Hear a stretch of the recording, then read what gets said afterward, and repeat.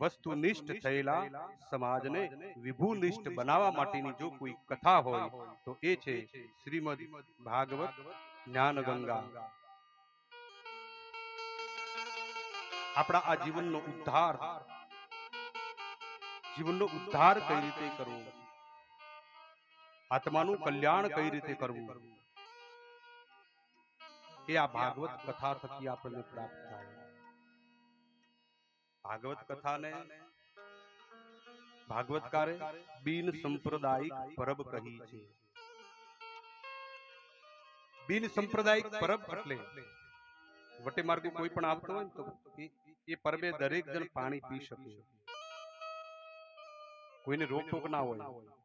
તો આ ગ્રંથ એવો છે, આ કથા એવી છે કે આમાં કોઈ વ્યક્તિગત નામ ના આવે.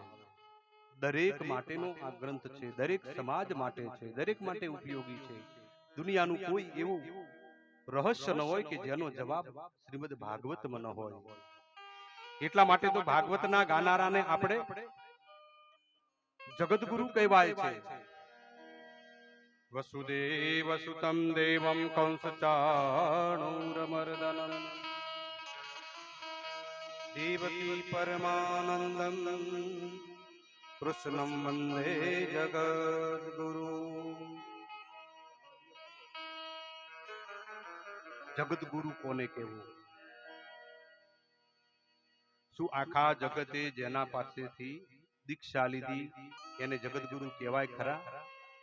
આખું જગત જેના પાસેથી દીક્ષા લે એને જગતગુરુ કહેવાય? તો શાસ્ત્રકાર ત્યાં ના પાડે છે કે નહીં, એને જગતગુરુ ના કહેવાય.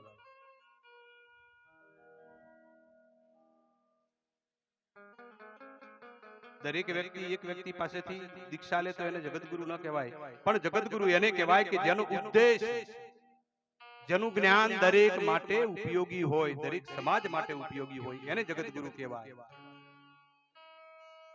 એટલા માટે ગીતા, શ્રીમદ ભાગવત એ બિન સંપ્રદાયિક પરબો કહ્યા છે.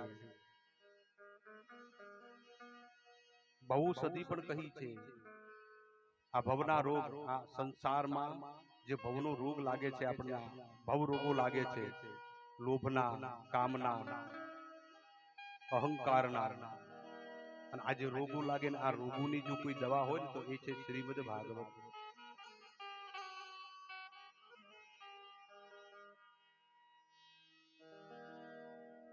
ઔષધિ ક્યારે પણ મીઠી ન હોય, કડવી હોય. દવા ક્યારે મીઠી નથી,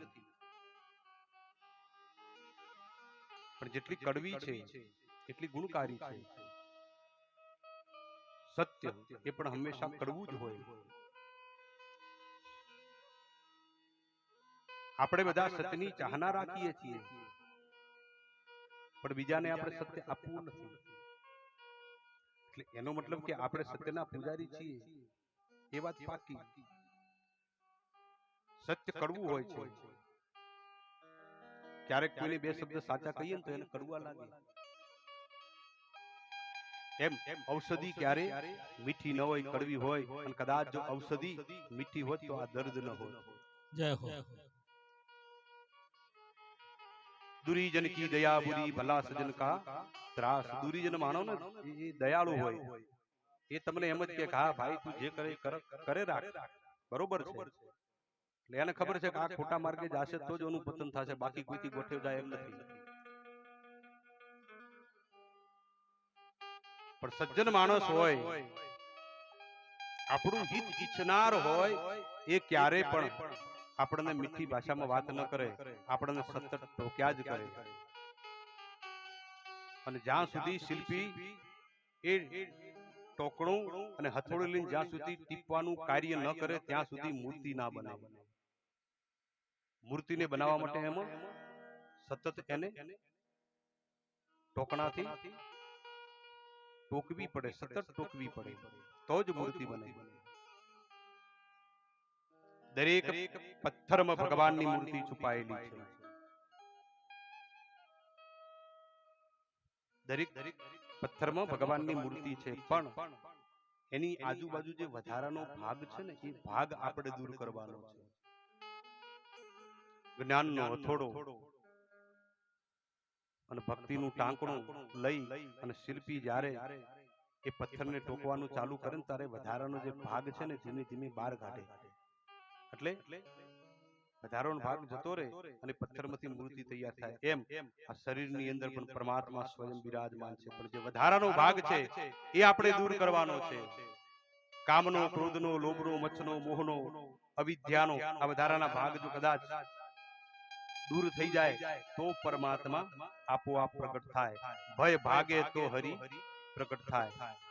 પણ આ ભય ક્યારે ભાગે?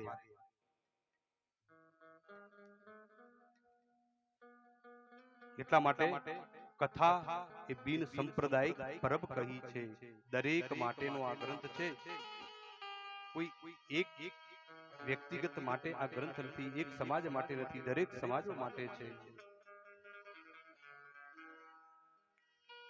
કોઈ પણ આ ગ્રંથ કોઈ પણ જગ્યાએ શ્રીમદ ભાગવતમાં કે 18 પુરાણ, 6 શાસ્ત્ર, 4 વેદ, આની અંદર કોઈ જગ્યાએ ક્યાંય પણ એવું લખવામાં નથી આવ્યું કે આ હિન્દુ માટે છે.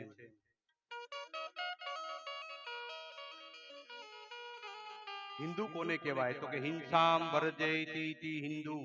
જે હિંસા ન કરે, જેનું હિંસાથી મન દુભાય, એનું નામ હિન્દુ. કોણ હિંસા નથી કરતું અત્યારે?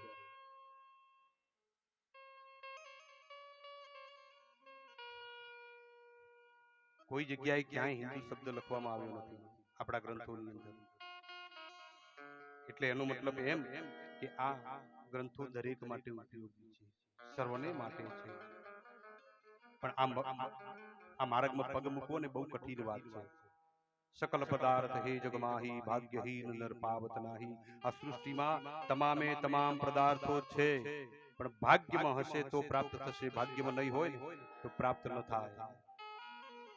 હરિનો માર્ગ છે સુરાનો, નહીં કાયરનો એ મકામ જોને. હરિનો માર્ગ છે સુરાનો, એમાં નહીં કાયરનો કામ જોને. પ્રથમ પહેલા મસ્તક મૂકી, પછી વળતી લેવું નામ જોને. આ માર્ગમાં પગ મૂકવો ને એ જ આપણું સૌભાગ્ય કહેવાય, આપણું સદભાગ્ય કહેવાય. સંતો ઘણી વખત કઈક સાખીઓ દ્વારા આપણને સમજાવતા હોય. માહી પડ્યા તે મહાસુખ માણે, દેખન નારા દાજે જોને. માહી પડ્યા તે મહાસુખ માણે, દેખન નારા દાજે જોને. તીરે ઉભા જુએ તમાચો, તીરે ઉભા જુએ તમાચો, ન પામે રસ પીવા જોને. માહી પડ્યા તે મહાસુખ માણે. માહી પડ્યા આનો મતલબ જે આ માર્ગમાં પગ મૂકે, આ રસની અંદર જેને જિજ્ઞાસા થાય, જેને આ માર્ગની અંદર આવવાની ઈચ્છાઓ જાગે,